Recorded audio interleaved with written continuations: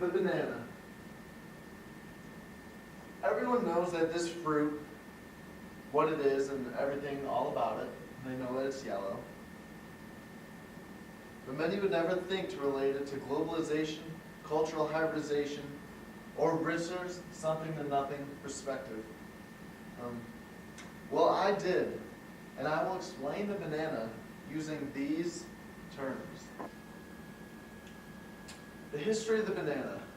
In 200 BC, the banana originated in the Indo-Malaysian region.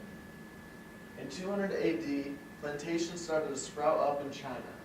This is when we first see the actual globalization taking place in the banana, because when they began in China, they started to spread, they started to exploit the different workers, and they started to do things like that.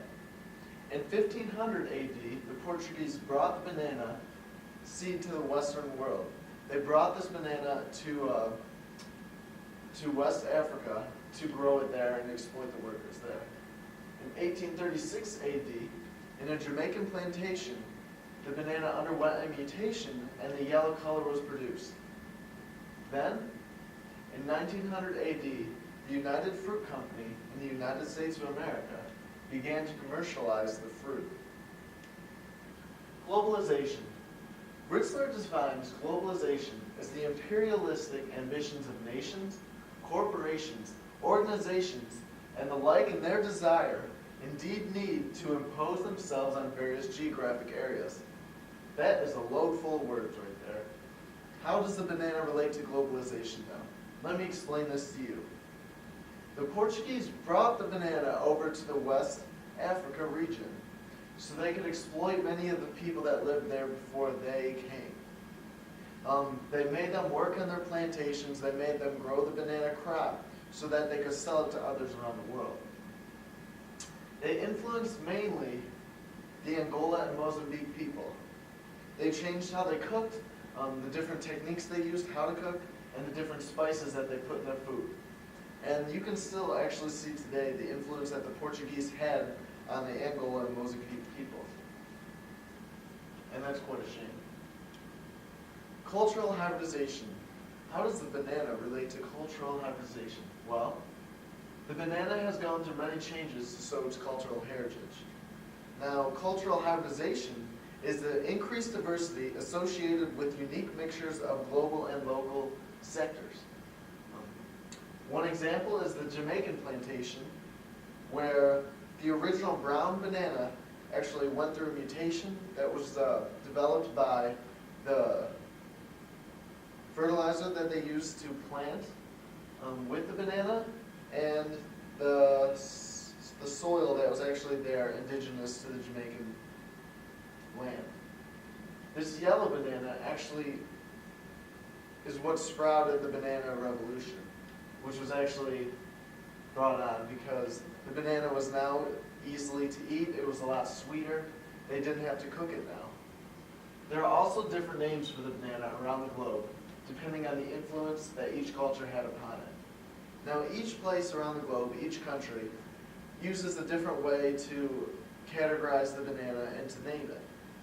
In the United States, the banana is named for its raw and edible qualities, while in India, the banana is categorized as either being a dessert or used for cooking.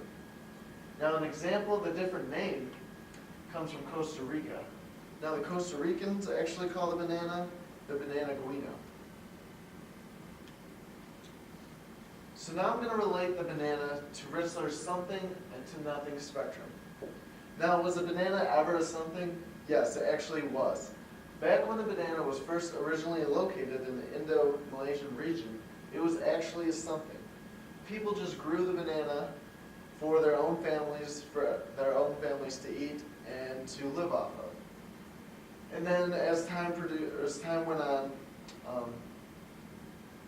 they started to exploit the banana because it was actually such a good fruit and it was easy to grow, and they started spreading that around the world. Why was it a something? Well, it was very complex. It was the only area where it was located. It was spatial. It was only located there. Temporal, at the time they didn't know that it could grow in areas, so it was actually very temporally something because that was the only area where it could grow. And human, yes, it was definitely something because the people had to produce the banana, they grew it by hand, they planted the seed by hand, everything like that. Now, was it magical? Other people from different places around the world would say yes, it was magical because they never heard of the fruit before. But I still don't think that defines it as something back in the day. Now today, where we actually see the banana, we actually see it as a definite nothing. Why? Because complex. The banana today is not complex at all. Why do you ask that though? Or why can you say that? Well, complexity is actually very easy with the banana.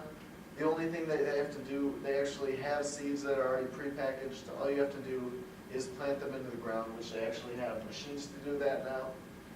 And then you just let it grow. It's a very fast growing perennial, so it grows year round, so you actually don't have to keep planting each year. Now spatial. The banana is nothing spatially because it's located anywhere where you could grow fruit. The only requirements that it has to have is it has to be humid, warm, and nutrient-filled soil. Why is it something temporally? There's no time placed on the banana. Bananas are timeless. Hopefully they'll last into the future, but as you can see before, the bananas started around 200 AD. I don't think they're going anywhere right now, and they're not associated with a certain time period. Now the human dimension, they're nothing right now because I guess they could be considered something because they don't have machines that actually pick the bananas. Humans actually have to do that. But when it comes to actually getting the banana to the consumer, consumers don't care what bananas they're getting. As long as it's yellow and it's healthy, no dents or anything like that, we will take it. So there's really no human anything to it. Now magical. No one worships the fruit. So it actually has nothing to do with magic. It doesn't do tricks or anything like that, so it's a nothing there. So as you can see, the banana started as a something, and now it's a nothing. Just as many things used to, but now they're mass-produced, mass-sold, and are nothing.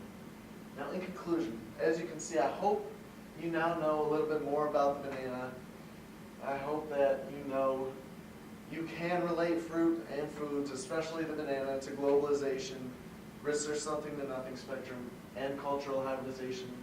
There's endless things you could do on the banana with the social perspectives that Risser uses. I just gave you a few examples, and that's it.